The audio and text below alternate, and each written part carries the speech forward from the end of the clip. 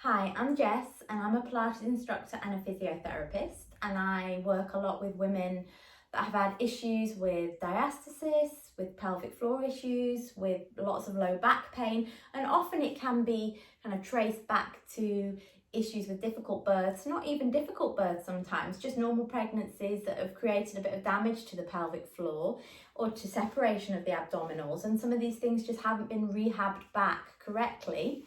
And also other issues with pelvic floor, often they become weaker as we become less mobile, or we do a lot of sitting, or just with time, especially after menopause, the pelvic floor can start to get a little bit weaker, and there can be other problems involved in that.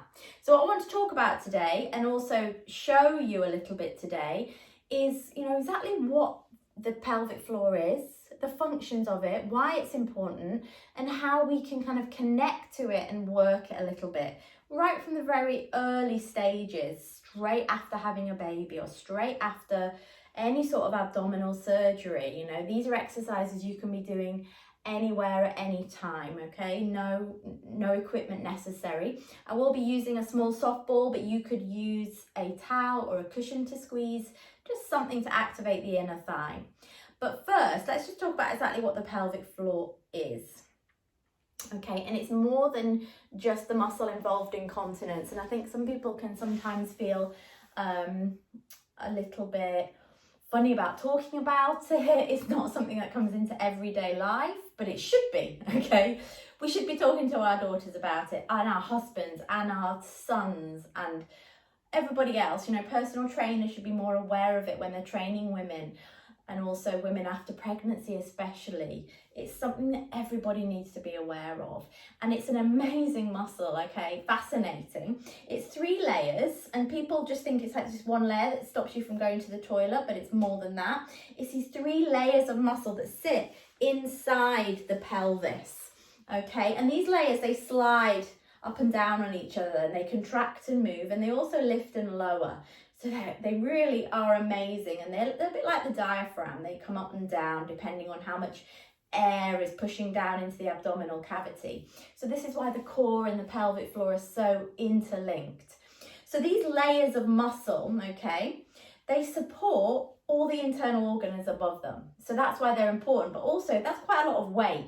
And if there's also a baby in there as well, there's a lot of strain on the pelvic floor. And if it isn't rehabbed, or it's also quite weak, that's a lot of pressure down there, okay? And eventually, if the pelvic floor isn't holding everything up, then that can lead to something called a prolapse, okay? So if the pelvic floor isn't strong, the pelvic floor is like the water, the sea that's supporting the boats, which are the internal organs. If it's not kind of strong and supporting them, they're going to create a lot of downward pressure, okay? And obviously there's other things involved in prolapse, not just the pelvic floor, the ligaments and things that hold the organs up as well.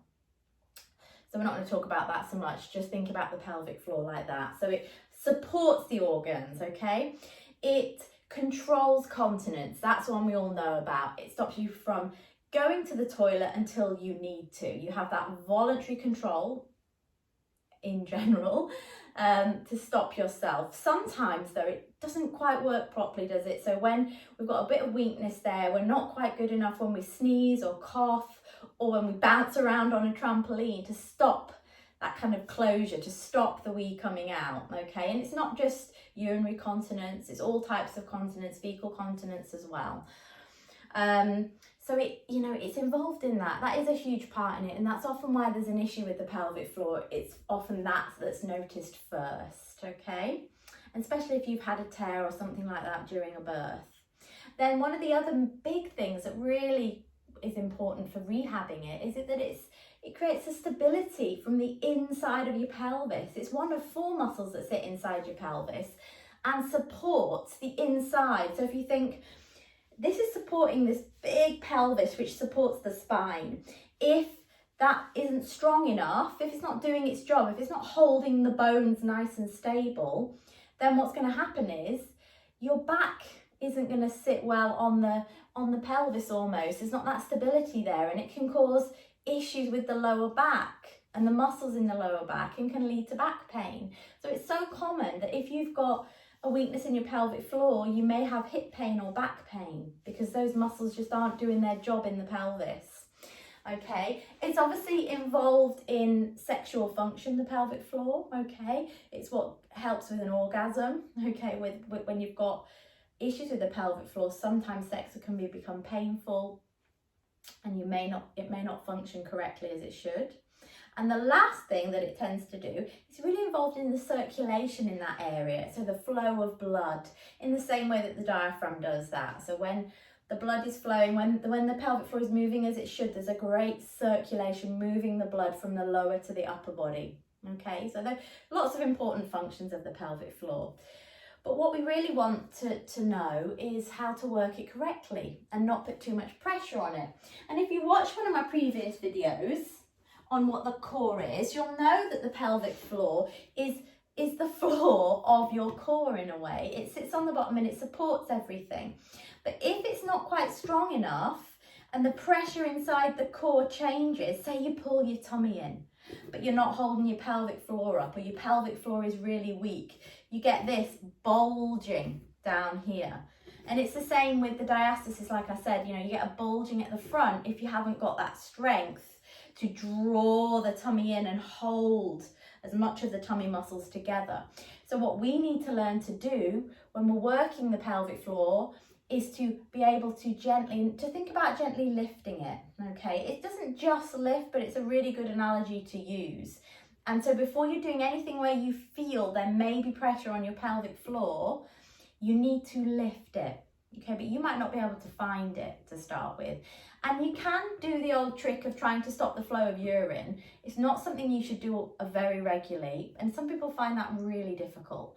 So one thing I like to do, okay, is to think about the bony points of your body and where the pelvic floor sits. So you've got your pubic bone at the front here, and then you've got your tailbone at the back underneath. And if you imagine those two bones, and then you've got your two sit bones underneath, so just under here. So we've got sit bones, pubic bone, tailbone. And between those 4 points is where the pelvic floor sits like a hammock. And I want you to think about lifting that hammock and drawing the 4 bony points together and up. That's the analogy. And you're going to do that on the exhale, okay? So as you breathe in, you let the pelvic floor relax. And relaxing your pelvic floor is almost as important as being able to contract it. Some people that overwork the pelvic floor and constantly lift it can get overly tight, and that can lead to some similar issues and pain in the pelvic floor. So we want to be able to relax it, and we do that on the inhale, just like we do with our other core activation work that I've been through in some other videos, so feel free to have a look at some of my beginner stuff. Breathe in and stretch the pelvic floor, let it relax. And as you breathe out, think about those bony points coming together and up. And that's a visualization I want you to have when you try this exercise, okay? And you can do this in any position. And what tends to happen is you'll feel like this little lifting sensation here, deep in the lower part of your tummy. Nothing should move, your back shouldn't tilt, and we're not holding our breath when we do that. It's a gentle contraction because these are endurance muscles. So let's lay on our backs. If you've got a ball, grab one. If not, a little cushion or a towel rolled up. And let's just practice this initial breathing and contracting the pelvic floor. Okay, so I want you to lay on your back and put a ball or a cushion between your knees. And I want you to find your neutral spine position. A neutral spine is when there's just a gentle curve in the lower back and the pelvis is level. So this part of your lower tummy and the pubic bone here should be flat and level to the ceiling, okay? Not tilted up and not tilted away. So there should be a huge gap. Relax the ribs down and just relax for a minute. And if you're not sure about the breathing in Pilates, you can watch one of my beginners videos. But we want to breathe into the ribs to start with on the inhale. And I want you to think not just about the ribs now, but think about taking the breath right down into your pelvic floor, which sounds weird. But as you bring the air into your tummy, there will be this kind of downward pressure, this filling and stretching of the pelvic floor. Okay, so that's all I want you to do first of all. You're going to breathe in. And just feel the air fill the ribs, the tummy, and even spread the sit bones apart. Just think about those 4 bony points spreading apart. And then just relax. I don't want you to contract it because you want to get the hang of this breathing first. So we just breathe in and breathe out. Breathe out with sound. Make a little shh or a, but try and make a little sound that's going to help connect to those deep muscles of your core. Now, when you've got the hang of that breathing, we're going to add the contraction. So we're going to breathe in. As we breathe out, I want you to just gently squeeze the ball. And just start to think about those 4 bony points.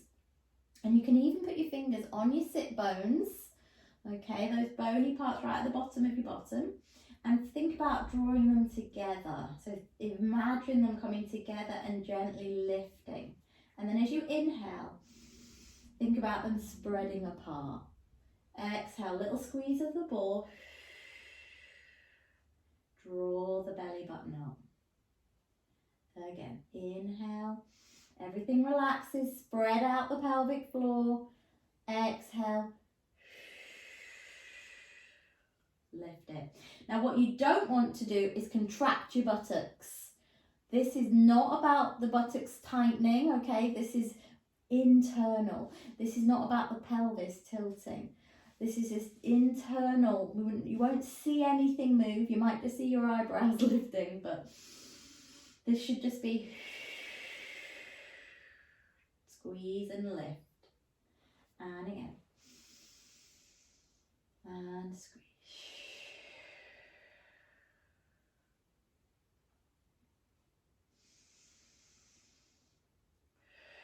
And once you've got the hang of that, you can hold that lift. So I'd recommend trying to hold for 5 seconds without taking another inhale. This is what we also do when I practice people just drawing in and finding those deep abdominals that we did in the when we did some of the diastasis work.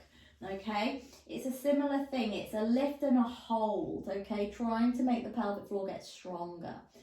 Breathe in, let it relax. Breathe out, squeeze, lift, hold,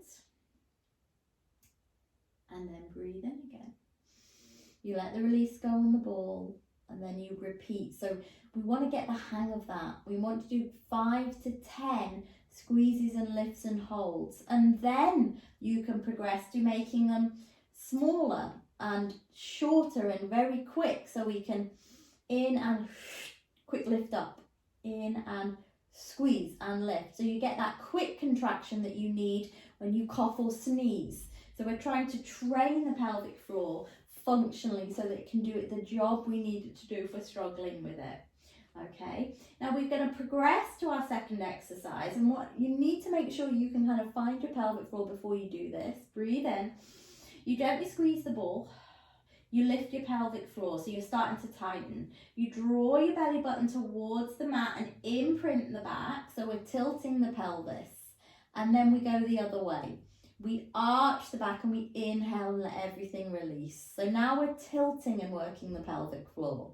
Breathe in, squeeze, tilt, and release. And these are really important concepts to start Pilates as well. We really want to start a lot of our movements by gently lifting the pelvic floor. And that goes for anybody, not just women that have had any issues with the pelvic floor. So we breathe in. We squeeze, lift, imprint. We don't squeeze the buttocks and then release. This is still just the pelvis. Relax and then good. And again, 5 to 10 of those. Perfect. You'll feel that internal work going on. Okay. Now, I'm going to show you just a couple of other positions. Turn onto your side and have something to press against so the ball is nice. So I talked about how the pelvic floor is related to some of those internal hip muscles, which is why it's quite nice to work the pelvic floor on the side and work one side then the other. You can get a weakness on one side and not the other. So you bend your knees up. This is called your clam. And I want you to press down into your ball to find that engagement, okay? So breathe in, and as you breathe out, just push down into the ball and just lift the pelvic floor a little and release. Now what I want you to do this time is open the knee, breathe in as you stretch the pelvic floor, and as you breathe out, push down, close the knee and lift the pelvic floor. So it may feel different to what you might normally do. So we're changing the breathing around to activate and really focus on the pelvic floor. So we release, we open the knee, breathe in, breathe out, push down and lift your pelvic floor. And again, inhale, exhale, good, one more, and push. Good, so you can build up to doing 10 of those on each side. Another exercise, all fours. So gradually add these on week by week as you feel your pelvic floor getting a little bit stronger. Come into your all fours, and a really nice way to stretch the pelvic floor is to gently lift your tailbone and almost arch your back, okay? So you should feel those 4 points that we talked about, those 4 bony points, just spread apart as you inhale. Okay, feel them stretch, and then as you exhale, just draw the bony points together, start to lift the pelvic floor and just tilt your pelvis. So we're doing the same little pelvic tilt that we did on our backs, but we're doing it in all fours. Now, often a sign that your pelvic floor is really tight is you can't get into this neutral position. You're stuck like this. Your bottom is tucked under and you're a bit tight, and this is going to put a lot of pressure on your low back. So we want to gradually work into that nice extended position in the low back. And this is another great exercise for a diastasis. You're pulling the belly up. Breathe in. Always start with the pelvic floor. Draw those points together. Tuck the tailbone. Lift the tummy button. And then inhale and release. Nice deep breath. Exhale. Inhale, just the pelvis. One more. Again, 5 to 10. You build up. It's really focused work though, so we want to do it well. We want to really concentrate and feel the right muscles. And then take a little rest. Take it back. Take some deep breaths. Okay. Breathing and just connecting to your muscles is exercise for the core. It doesn't have to be sit-ups and crunches and hard work. If we get these foundations right, you can build up to the sexy stuff, the more funky, interesting stuff, but this is what lays the foundations to that. And I want you to take those principles of connecting to your pelvic floor into everything else that you do. So if you are picking up your baby, picking up your shopping, okay, doing something that involves lifting something heavy or moving something cumbersome, I want you to think about that. Connect to it and then do what you're doing on the exhale. So then lift and hold and keep that tightness. Think about it when you're walking. Think about it when you're bending down. Okay? And practice that connection in different positions. If you're keen and you want more pelvic floor exercises or more connections with the pelvic floor in the core, then drop me a message below. Let me know you've liked it. Share it with anyone else that needs some information. I think some of the useful stuff we could add on would be more kind of standing pelvic floor contractions, some more functional movement like squatting and balance work, but I think we need to build up to that. So if you want more, let me know. Take a look at some of my other stuff and let me know what you would like from anything else. I hope you found this okay, and I'll hope to see you again soon. Thanks.